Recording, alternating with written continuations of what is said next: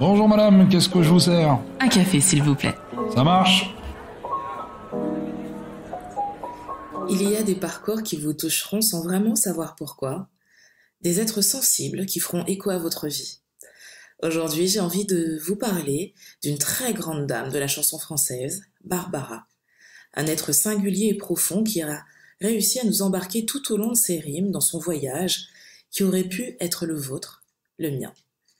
Tu as envie de changer ta façon de faire, d'impacter le monde, mais tu ne sais pas comment y arriver. Je suis Tia Brown Sugar, une touche à tout qui pense que les gens qui brillent n'éteignent pas les autres. Et autour d'une tasse de café, je t'emmène découvrir ces étoiles. Des personnes qui, à travers leur parcours et leur histoire, partagent d'autres façons de vivre, de faire, de consommer, de penser, mais surtout changent les choses. Si tu as aimé ce podcast, abonne-toi pour ne rater aucun épisode. N'hésite pas à le commenter et laisser 5 étoiles sur Apple Podcasts pour m'aider à le faire découvrir. Je t'en remercie. Maintenant, prends une tasse, installe-toi et déguste ce moment. Bienvenue dans ma pause café avec Tia. L'aigle noir, c'est comme ça que je vous ai connu. Je n'étais pas plus haute que 3 pommes, mais votre grain de voix m'avait touchée. Je n'avais pas écouté les mots, juste la voix. J'étais bien trop petite pour comprendre. Avec l'âge, en écoutant encore et encore vos chansons, j'ai compris que votre histoire, c'était un peu l'histoire de chacun de nous. Né en 1930 à Paris, dans une famille modeste, vous grandissez entouré des vôtres. Tout aurait pu être si simple, si doux, si le destin n'en avait pas décidé autrement. Vous avez 10 ans et demi, l'âge de l'insouciance et des jeux enfantins, quand votre père commet l'irréparable. Ce mot, viol, que vous ne prononcerez jamais, vous change à tout jamais. Peut-être est-ce de ça que découle cette noirceur que l'on devine entre les lignes. Beaucoup ont pensé que l'aigle noir était votre façon de mettre des mots sur ce drame. Un beau jour, ou peut-être une nuit, près d'un lac je m'étais endormie, quand soudain, semblant crever le ciel, est venu de nulle part surgit un aigle noir. Vous reconnaîtrez cet aigle comme un personnage émergent de vos souvenirs d'enfance sans jamais citer votre père. Vous rêvez de piano, mais là encore le destin en décidera autrement. Et c'est le chant qui se révélera à vous de manière foudroyante. Un coup de foudre qui vous accompagnera jusqu'à votre dernier souffle. Née Monique André Cerf, vous devenez Barbara en 1950 à Bruxelles. Barbara Brody, que vous choisissez en hommage à vos aïeuls, marquera le début de votre carrière.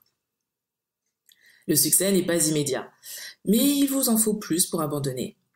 Des rencontres importantes, comme Monsieur Jacques Brel, l'un de vos plus proches amis, dessinera de façon certaine votre univers musical reconnaissable entre mille. Vous ferez du cinéma avec lui, et il vous écrira de nombreuses chansons, jusqu'à ce qu'il vous pousse à oser chanter votre propre plume. La chanteuse de minuit, comme on vous appelait autrefois, séduit la jeune génération d'intellectuels. Vous sortez votre premier 45 tours éponyme avec 2 de vos chansons. En 1965, votre premier album, Barbara chante Barbara, obtient le prix de l'Académie Charles Cros. Vous déchirez votre prix et le distribuez à vos techniciens en témoignage de votre gratitude. Ça, c'est vous, Barbara. Une femme entière, loyale et sensible. La même année, un soir de septembre, à Bobino, vous nous avez murmuré « Je suis venue pour vous dire, ma plus belle histoire d'amour, c'est vous ». Le cinéma, le théâtre, tout vous stimule.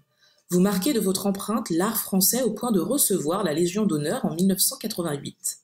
En 1994 et 1997, vous obtenez la victoire de l'artiste interprète féminine de l'année aux Victoires de la musique. Pour soigner vos blessures et vos maux, vous abusez de médicaments qui auront raison de vous en 1997. Vous n'avez pas eu d'enfant, mais vous ne partez pas seul dans ce cimetière de Bagneux. Des milliers d'inconnus sont venus pour vous dire « Dis, quand reviendras-tu ? Dis au moins, le sais-tu ? Que tout le temps qui passe ne se rattrape guère, que tout le temps perdu ne se rattrape plus. » Il a fallu que les rimes s'en soient allées et que seule la musique nous reste pour que nous saisissions l'infinie tendresse de cette déclaration. Merci Barbara. Cet épisode se termine, merci de m'avoir écouté. Retrouvez ma pause café avec Tia tous les mercredis sur toutes les plateformes de podcast, sur Instagram et sur YouTube. Prenez soin de vous, prenez soin des vôtres et à la semaine prochaine.